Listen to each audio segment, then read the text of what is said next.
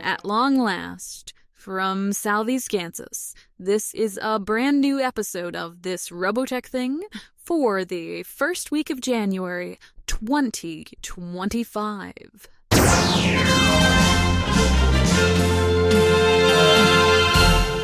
Anniversaries.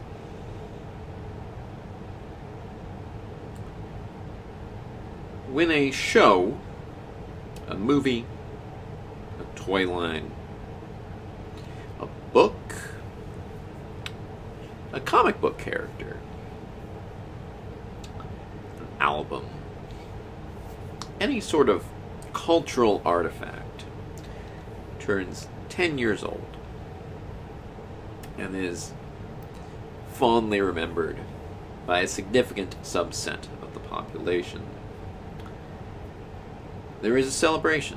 10, it's a nice round number. It's the first nice round number. And it's enough distance from the thing arriving on the scene that you start to feel a little wistful, a little nostalgic for the time that it first appeared. To wit, I remember 10 years ago, 10 years ago this spring, was the Netflix Daredevil show. And even without a new season of that show, they're not calling it that for reasons, but it's a new season of that show coming to Disney Plus.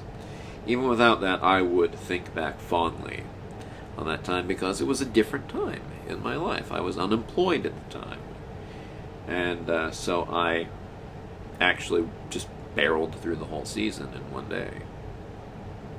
I waited until it showed up on Netflix, started episode 1, and just watched all 13 in more or less one go, because I could. You know, and then I got the job that led me to where I am right now, within like a month or two of that. And so, you know, it's not really a nostalgia for that time because, you know, I like being employed. But it is enough of a difference in my life that it just sort of leads to, let's say, nostalgia-adjacent feelings. And that's what 10 years will give you. 20. 20 is another nice round number. It is, of course, twice as many as 10. Twice as many years this thing has existed now. And especially if it is a kid or teen-focused property. This is where the nostalgia really sort of, you know, starts to get its claws in. Because you're going to have a bunch of these adult fans who associate the thing with their youth, with simpler times. And frequently those fans will also have disposable income. So they can buy up merch. They can buy up tchotchkes celebrating those 20 years. And, you know, I mean, at 10 you might have articles about, you know, oh, hey, it's been 10 years. And you might have panel discussions, and you might have, you know, a lot of hullabaloo about it. But at 20, I feel like that gets amplified. You know, I think even with that distance, you get even more people attached to it, you know, willing to talk and willing to discuss it and willing to, and, you know, really sort of thinking back with their own fond reminiscences of those days. So 20 is a big deal. What's interesting is that so's 25, and it's only 5 more years after. But I think what happens with 25 is 25 is a big deal because it is borrowing from 100. Because anybody celebrating 25 is probably not going to see 100. Especially if you're at 25 and you were there at 0. You're not seeing 100. But you can go, this is 25, it's a quarter of 100. You lay out 4 of these, and it's 100. Think about what 100 would be like. Think, will we be remembered at 100? Will this be remembered at 100? Maybe I'll get to see 50. Let me think forward about 50. Ooh, ha! But being a quarter century, you still get a whole lot of big celebratory stuff. Again, the articles, the panels, the merchandising, la-di-da-di-da. Which takes us to 30. See, this is the thing I always have about 20, 25, 30. That's too many celebrations in a row. And indeed, for a franchise, 30, I feel, is often a merchandising celebration. I think this is all we got for Robotech's 30th. We got these little blind box figures, and this is the only one I kept. I did not like the crotch thrust Valkyries that much, and the battle pods, at least one of those, the little gun broke off. I think I lost it and wound up throwing that one out. I think it fell off the shelf. The gun broke back off. I'd glued it back on, and I tossed it. I think the other one got sold with all the Valkyries. So I just have this little guy left. And, honestly, it's the best one anyway. Oh, and, then there were the little Rick Hunters, and those are fine, but I don't know. And then the other toy was, we got, I think it was the first time they were actually released under the Robotech banner, the often re-released Toynami 1/100th Valkyries that always sort of feel like crap and feel a little chintzy, and because they're perfect transformation, they come with 100 different hand options and such. They still cost a fair chunk of cash, which, given how they feel, feels like a bit of a rip. But yeah, that was 30. But as far as Robotech and those earlier anniversaries go,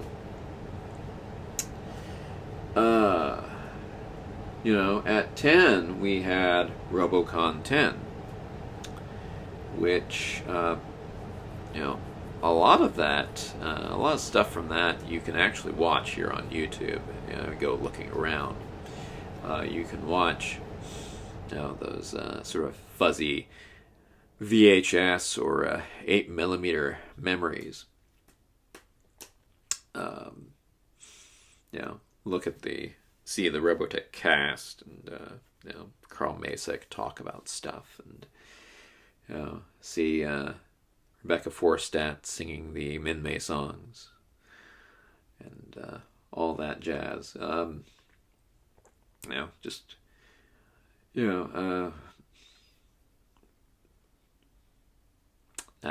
was a very different time.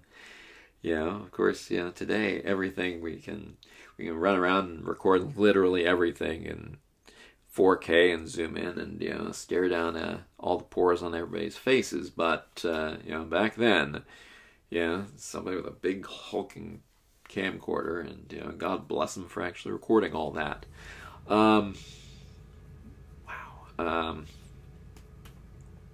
Actually, to be fair, it could have been a nice little handy thing with 8mm. I think my dad had one of those in the 90s.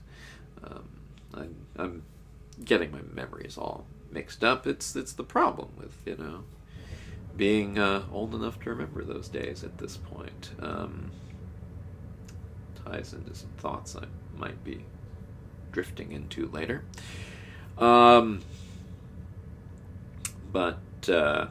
Then of course the Robocon 20. Now those were actually Harmony Gold panels, because by that point Tom Bateman, who had been key in putting on Robocon 10, he was the main organizer, I believe, was working at Harmony Gold at the 20th in 2005. So, you had 10 years on, a bunch of the Robotech cast there, and, at that point, things seemed to be on the upswing. The Shadow Chronicles would come out, a year or so later, and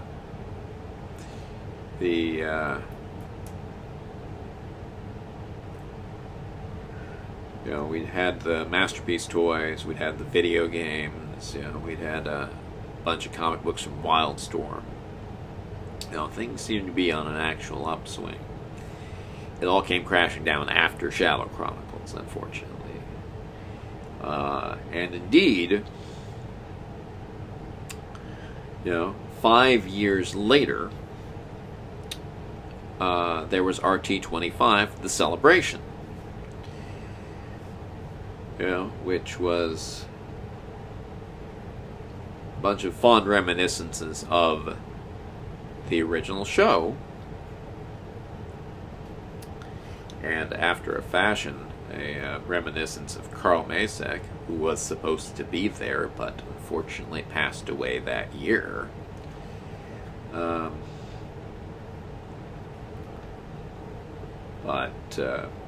Was very short on looking at other aspects of the franchise. It was really a 25-year celebration of the original 85 episodes, which was nice. Certainly a thing worth doing, but there is an element of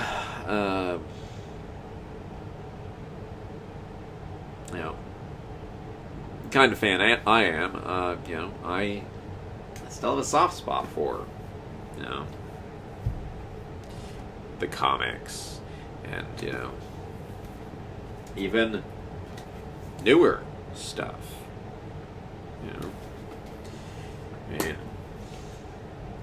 Nobody's going to say here in 2025 that Shadow Chronicles was any great shakes, but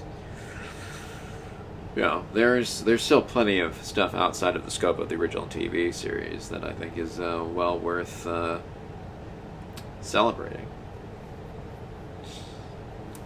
So, here we are at 40. And tomorrow, when you're watching this, or if you're watching this when it's new, you could be watching it while this is going on, or months, years after the fact. This is going to be up here for as long as there are YouTube servers, or at least as long as I have an account with those people.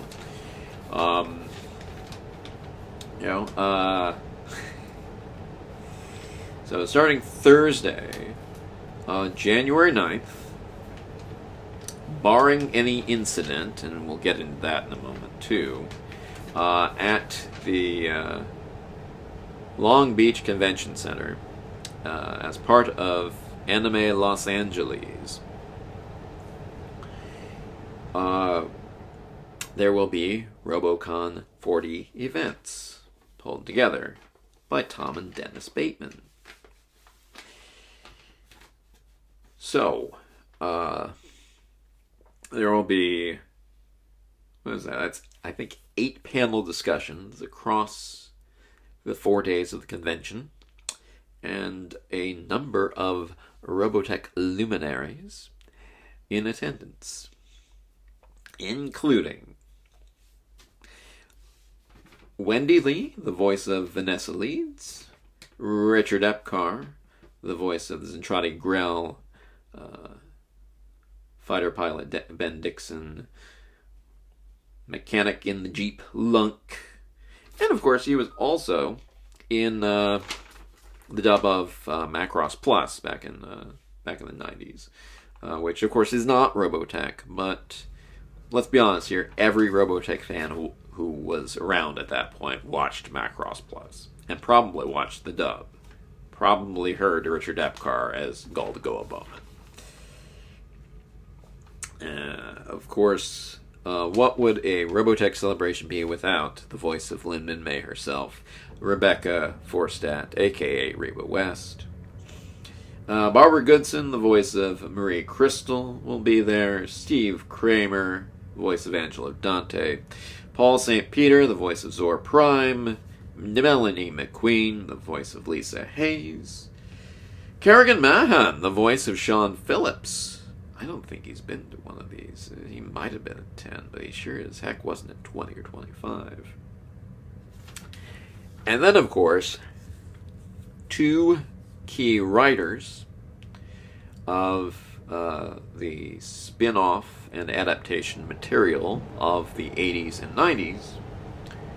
James Lucino, the surviving half of the writing team that worked under the pseudonym Jack McKinney, to chronicle the one complete version of the Robotech saga in 21 novels.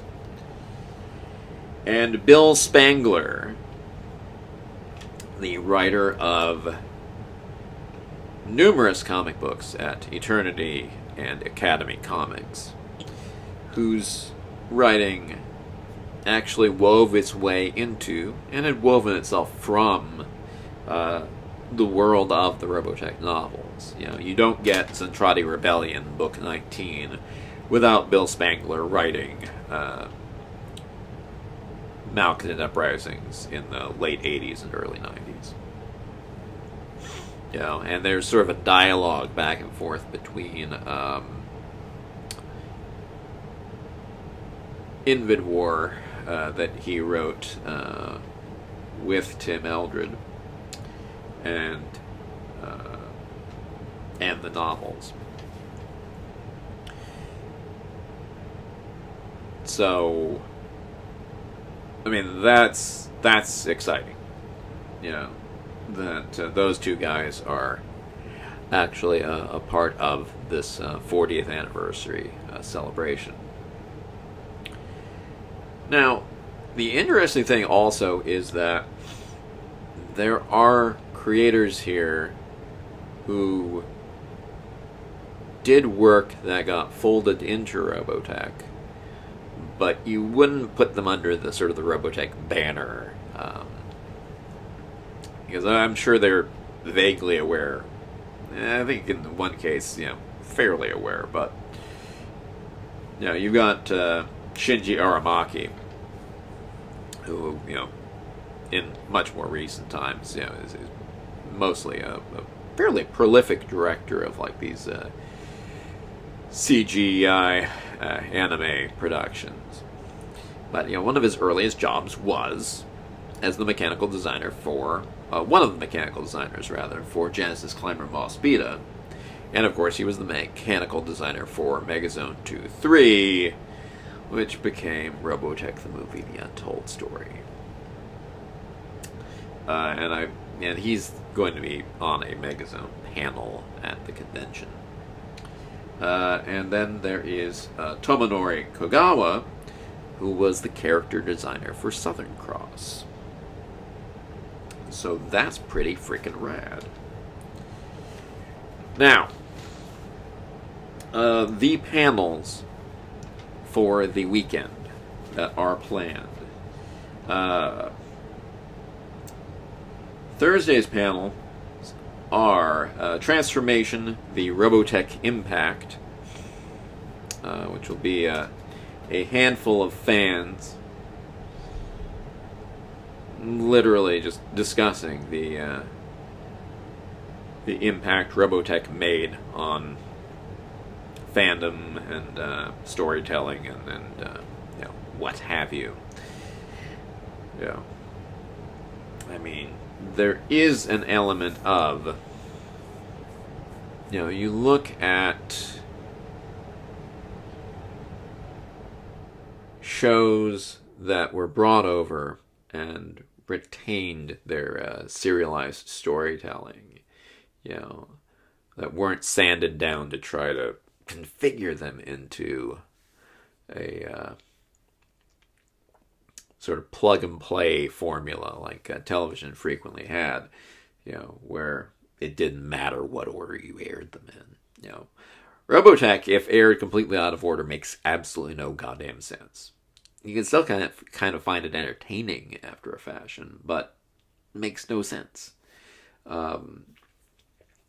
And most of television works like that now. Especially in the post-streaming environment, where you literally do have episodes 1 through 8 of a season right there, and at the push of a button, you can just fire them all off. Robotech adapts well to that kind of an environment, and I mean,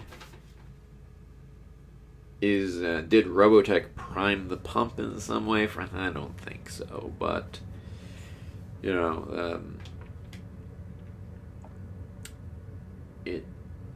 is interesting to think that I think probably to an extent Star Blazers blazed that sort of trail. But Robotech certainly picked up that ball and ran with it.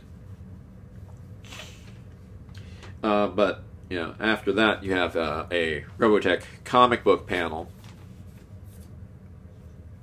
Obviously, Bill Spangler will be there, and I believe I saw that Sean Bishop, who drew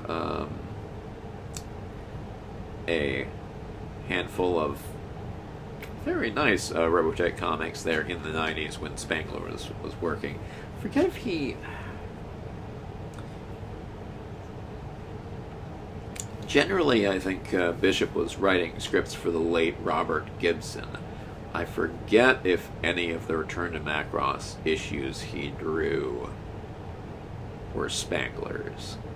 There might have been one. I don't remember. But mostly he was drawing for Robert Gibson, who wrote the Academy Blues spin-off until that sort of petered out. And of course, Bishop, I think, drew the first 3 issues of that before he stopped doing work for Academy. Friday gives us a Robotech novels panel. I mean, it's going to be James Lucena. And that should be, I'm not sure if you've read the extensive interview Brian Shue did with him a while back. I would wonder if there's going to be anything new or different said there, but at the same time, just hearing him talk about it would be a different experience. Should be interesting. And honestly, God, I think I read that interview when it came out, and it was a long time ago. So it might be one of those things where, oh hey, yeah, I sort of remember hearing this before, but I'd completely forgotten about it. So hey, it's Saturday brings us the music of Robotech. one of the more obvious things that would happen here: the Robotech Master, Carl Masek's legacy, and then, of course, the cast of Robotech. And then Sunday is themed. There's the making of Robotech, and then there's unmade Robotech, which surely we'll be talking about the Sentinels TV series, Robotech 3000.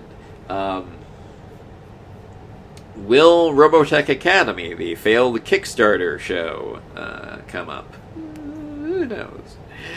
But it certainly is unmade Robotech. So yes. So that should be a fine weekend of programming. Now, here's the tricksy bit. You may have heard that Southern California is on fire right now.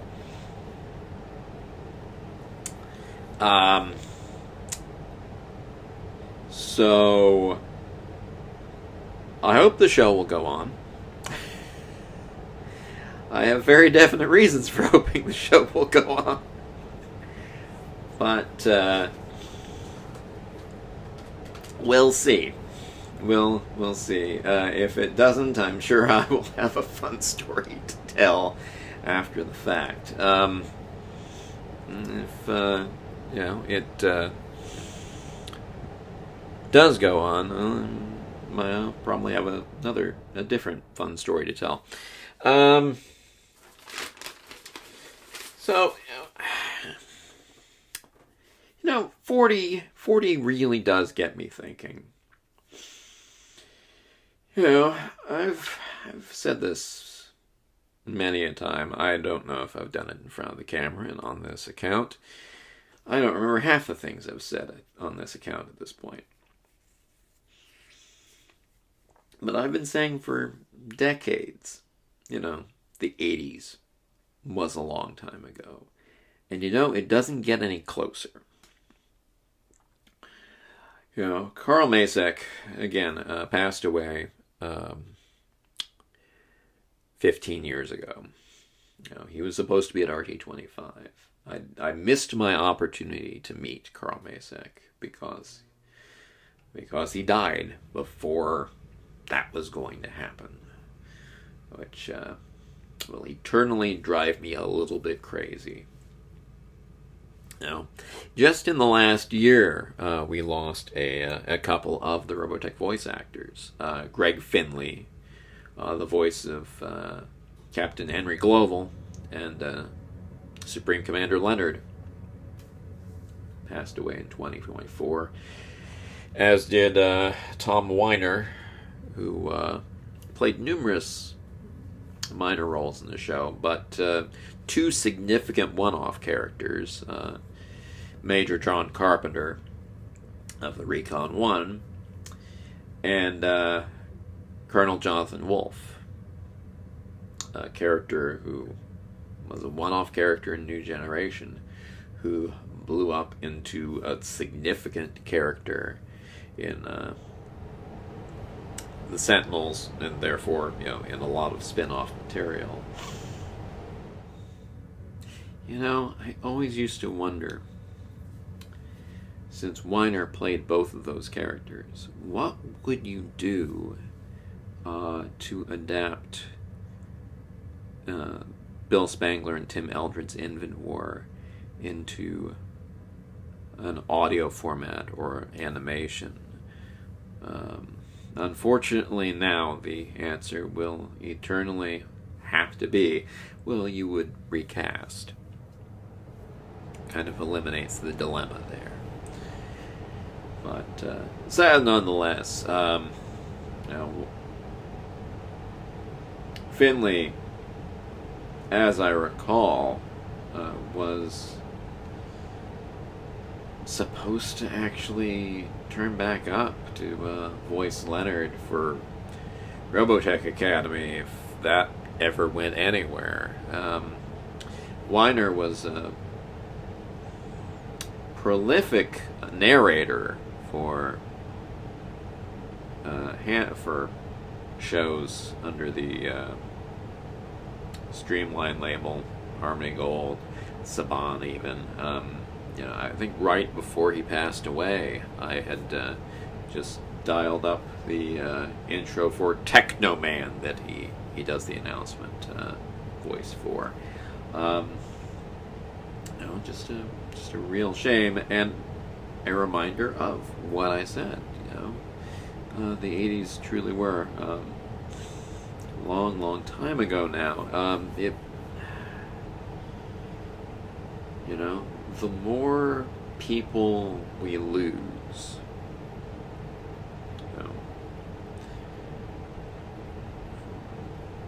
voice actors to the creative forces. I mean, we lost the creative force 15 years ago. We lost Carl Masek.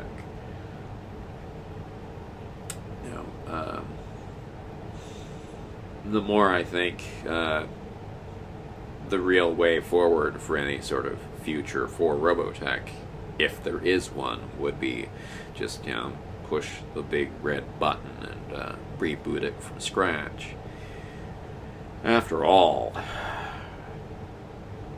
it's 2025. There's a reason why when Titan did their reboot, they placate you with the year, because we're talking about a franchise whose inciting incident is set the year I graduated from high school. And I just had my 25th high school reunion.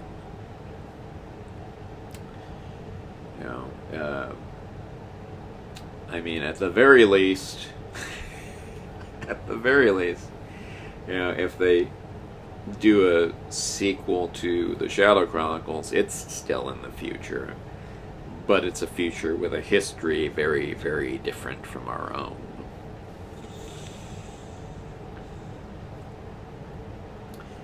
I don't know. It's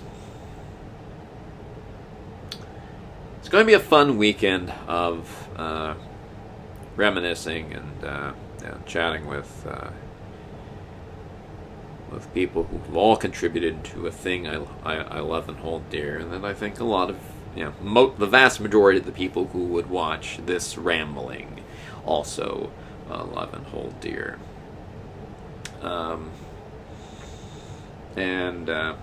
If we don't get any... this certainly isn't an event for news about what might come in the future. There's no Harmony Gold presence around. But if the year does not bring any news of new and shiny things under the Robotech banner, at least we will have the wonderful memories that we have, and we will continue to enjoy the things that we have.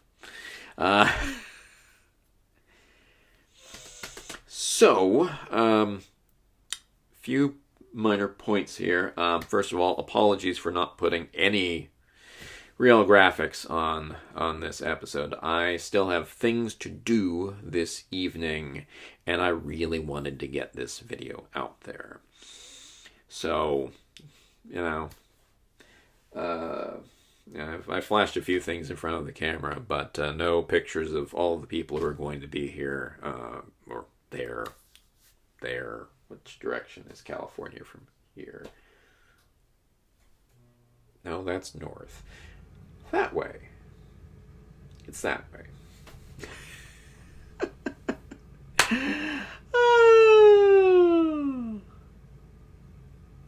Hi there. Changes since the last time I did one of these videos. My account's still sitting there, but I'm no longer actively posting to Twitter. All of my social media stuff is currently on Blue Sky, so go and hassle and bother me there. If you hassle or bother me too much, I am incredibly liable to block you there. I have gotten a little block happy, I regret to say.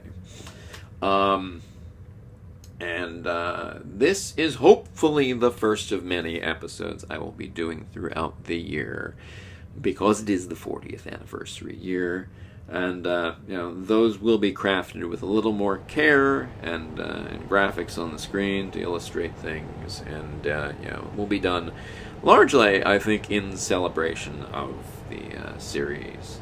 But I also do have a massive page of news from the last year that I fully intend to rattle off, because there really were a few things that happened last year. A lot of Macross home video news, which is not strictly Robotech, but it is certainly germane to discussions we've had on the channel before. And there were 2 Robotech Kickstarters last year that both funded. I definitely want to talk about those, because interesting things afoot here. And I'm especially hyped for the new RPG book. So, more to come here. Yes, for reals, for sure. And I honestly did record a version of this episode that went through all of that stuff, and it would have clocked in at like an hour and 40, but I wouldn't have been able to get it done in time. So instead you get just me in front of the camera with my bookshelf blurred out in the background, and my pop filter here in the foreground. That's your lot. I sort of apologize, but I also sort of don't. Anyway, this has been your friend, Captain JLS, gabbing about Robotech at 40 and the fun and exciting weekend that may, hopefully, happen ahead. Fingers and toes all crossed. Captain JLS signing off. See you next time.